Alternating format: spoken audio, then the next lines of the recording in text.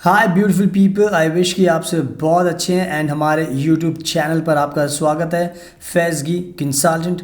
और आज की वीडियो में हम जर्मनी के बारे में बात करेंगे। बहुत अच्छी खबर है, जर्मनी ने भारत के लोगों के लिए सारी ट्रैवल रिस्ट्रिक्शंस ख़त्म कर दिए हैं। अभी भी बहुत सारे लोगों को नहीं पता, तो मैं चाहता हूं कि इस वीडियो में मैं आपको अच्छे से एक्सप्लेन करूं कि आपको जर्मनी ट्रैवल करने से पहले किन किन बातों का ध्यान रखना है, ताकि आप ईजिली जर्मनी ट्रैवल करके पहुंच जाएं और उसके बाद जो भी आपके प्लान्स हैं वो आप उनको पूरा कर सकें। तो इस वीडियो को एंड तक देखना, क्योंकि मैं अच्छे से एक्सप्लेन करूंगा कि किन किन बातों का आपको ध्यान रखना है। सुनाओ, आप देख सकते हैं यहाँ पे लिखा है German missions in India. So ये ऑफिशियल वेबसाइट है जर्मन एम्बेसी की। यहाँ पे लिखा है ट्रैवल टू जर्मनी अंडर कोविड-19 रिस्ट्रिक्शंस। यहाँ पे लिखा है with effect from 19 September 2021 India is no longer listed as high risk area. यानी कि बहुत अच्छी खबर है कि जर्मनी ने 19 सितंबर से ये क्लियर कर दिया कि अब इंडिया हाई रिस्क कंट्री नहीं है, जहाँ पर जो प्रॉब्लम है कोविड की वो बहुत कम हो चुकी है। तो इसको हाई रिस्क एरिया से ख़त्म कर दिया गया है। तो ये बहुत अच्छी खबर है इंडियंस के लिए। आगे इन्होंने बहुत सारी चीज़ें लिखी हैं जो आपको जानना बहुत ज़रूरी है, क्योंकि बहुत सारी यहाँ पे चीज़ें लिखी, तो मैं चाहता हूँ कि आपको जो मेन चीज़ें हैं वही आपको समझा दूँ। तो यहाँ पर आपको लिखा हुआ है मैंडेटरी टेस्टिंग और प्रूफ ऑफ इम्यूनिटी। यहाँ पे लिखा है ट्रैवलर्स एज्ड 12 ईयर्स और older must hold proof of the following upon entering Germany. That means कि जो हमारे भारत के लोग हैं जो 12 साल से ऊपर की एज के हैं, उनको ये जो प्रूफ्स हैं वो अपने साथ कैरी करने पड़ेंगे। कौन से पढ़ लेते हैं?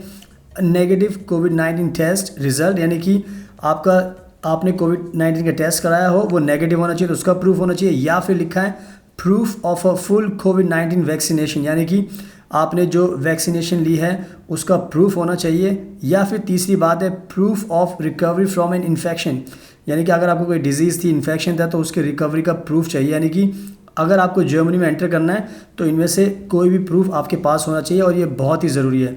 आगे लिखा है this proof must be held prior to entering the country and must be presented to the airline before departure where applicable। यानी कि बहुत क्लियर है कि ये जो प्रूफ है इनमें से जब भी आप इंडिया में फ़्लाइट बोर्ड करोगे तो ये आपको दिखाना पड़ेगा, तभी आपको फ़्लाइट में बोर्ड करने दिया जाएगा, अदरवाइज़ आपको रोक दिया जाएगा। तो ये बहुत ज़रूरी है। तो आपको ये इनमें से कोई भी प्रूफ रखना पड़ेगा, अदरवाइज़ आपकी एंट्री नहीं होगी, आपको फ़्लाइट में चढ़ने नहीं दिया जाएगा। आगे जो लिखा है उन्होंने बहुत इंपॉर्टेंट, ये पढ़ लेते हैं। यहाँ पर लिखा है प्रूफ ऑफ वैक्सीनेशन। यहाँ पे इन्होंने लिखा हुआ है a period of at least 14 days must have elapsed since receiving the last vaccine dose. इसका कहने का मतलब यह है कि आपने कोविड-19 की दोनों डोजेज़ ले ली हो और उसके बाद आपको 14 दिन तक वेट करना है। 14 दिन के बाद ही आप ट्रैवल करने का प्लान करें। आगे इन्होंने लिखा हुआ है the proof of vaccination must always include, यानी कि जो भी आपने वैक्सीनेशन ली है उसमें ये सब चीज़ें लिखी होनी चाहिए जो यहाँ पे लिखा हुआ है। The personal data of the vaccinated person at least family name, first name and date of birth और पासपोर्ट ID कार्ड नंबर। यानी कि जो भी आपने वैक्सीनेशन लिया उसका जो आपको डॉक्यूमेंट मिलेगा उस पर आपका नाम होना चाहिए, सरनेम होना चाहिए, फर्स्ट नेम होना चाहिए, या उसके अलावा डेट ऑफ बर्थ हो, या फिर आपके पासपोर्ट ID, पासपोर्ट का जो नंबर होता है वो होना चाहिए। तो बहुत ज़रूरी है। आगे लिखा है date of vaccination, number of vaccination, यानी कि कब आपने वैक्सीनेशन ली थी और कितनी वैक्सीनेशन आप ले चुके हो। नेम ऑफ वैक्सीन, यानी कि कोविशील्ड, कोवैक्सीन जो भी आपने लिया उसका नाम होना चाहिए। और name of disease vaccinated against, यानी कि अगर आपको कोई डिजीज़ थी तो उसके अगेंस्ट में कोई वैक्सीन ली तो उसका नाम होना चाहिए। और यहाँ पे लिखा है रिटन डॉक्यूमेंटेशन और electronic confirmation with a qualified electronic signature और a qualified electronic seal from the person responsible for administering the vaccine. If such information is not possible for administrative reasons, the confirmation provided by the person institution responsible should appropriately be made clear specifically through the use of a stamp or a state symbol। यानी कहने का मतलब यह है कि जब भी हमारे देश में कोई वैक्सीन लेता है तो उसका आपको प्रॉपर एक डॉक्यूमेंट मिलेगा, उस पर स्टैम्प होगी और भारत सरकार की कह सकते हैं स्टैम्प होगी, उसका नाम लिखा होगा। तो पूरी तरीके से सब डिस्क्रिप्शन होना चाहिए, तभी ये उसको एक्सेप्ट करेंगे और ये सारी डिटेल्स उसके ऊपर होनी चाहिए। तो आपको बिल्कुल ध्यान रखना है, ये चीज़ मिस नहीं करनी, अदरवाइज़ ट्रैवल करने में बहुत दिक्कत हो जाएगी। आगे लिखा हुआ है If you were vaccinated with Covishield, please know that your vaccination certificate must contain your passport number or date of birth. Reference to Aadhaar number is not sufficient।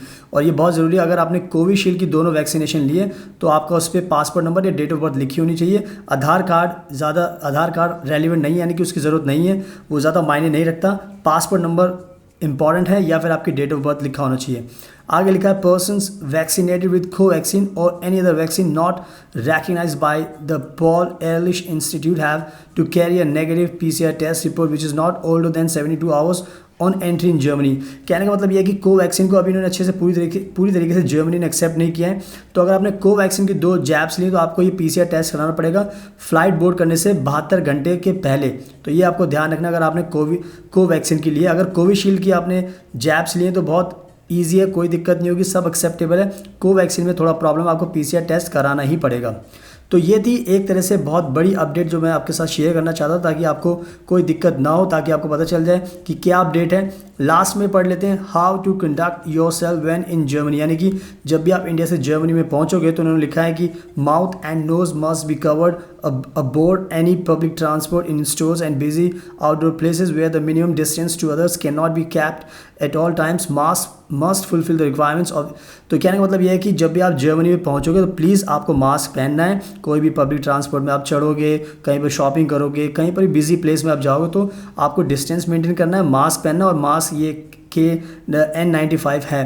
तो जर्मनी में पहुंचोगे तो ये सब आपको ध्यान रखना है। सो आई होप ये जो अपडेट है वो आपको समझ में आ गई है कि जर्मनी जाने से पहले प्लीज़ अपना ये जो कोवैक्सीन की जैब ले लेना। ट्रैवल रिस्ट्रिक्शंस हटा दिए हैं तो आपको कोई दिक्कत नहीं होगी। तो ये सारी चीज़ें आपको ध्यान रखनी है। आपके पास वैक्सीनेशन का सर्टिफिकेट होना चाहिए, सारी डिटेल्स ये जो लिखी है वो सब उस पर लिखी होनी चाहिए, तब भी उसको एक्सेप्ट किया जाएगा। सो आई होप आपको समझ में आ गया कि जर्मनी जाने में आप कोई दिक्कत नहीं है, आप ईजिली जा सकते हैं, चाहे स्टडी करने, चाहे जॉब करने, चाहे बिजनेस करने।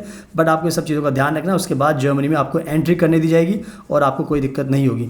तो अगर आपको ये वीडियो पसंद आई तो प्लीज़ इसको लाइक करना, शेयर करना, हमारे यूट्यूब चैनल को सब्सक्राइब कर लेना, बेल आइकन बटन को प्रेस जरूर करना ताकि आपको डेली जर्मनी की वीडियोस देखने को मिलती रहें और आप अपनी नॉलेज को इन्हांस करते रहें।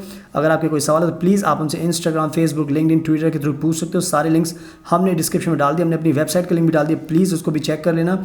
अगर आपको जर्मनी में एडमिशन चाहिए तो हम बेस्ट प्रोफेशनल हैं, आपकी हेल्प करेंगे एडमिशन कराने के लिए, स्पाउस वीज़ा के लिए, जॉब सीकर वीज़ा के लिए, जर्मन लैंग्वेज सिखाने के लिए। तो हमें भी कॉन्टैक्ट कीजिए, हम आपकी पूरी हेल्प करेंगे। So thank you so much, आपके कीमती टाइम का best of luck and take care always.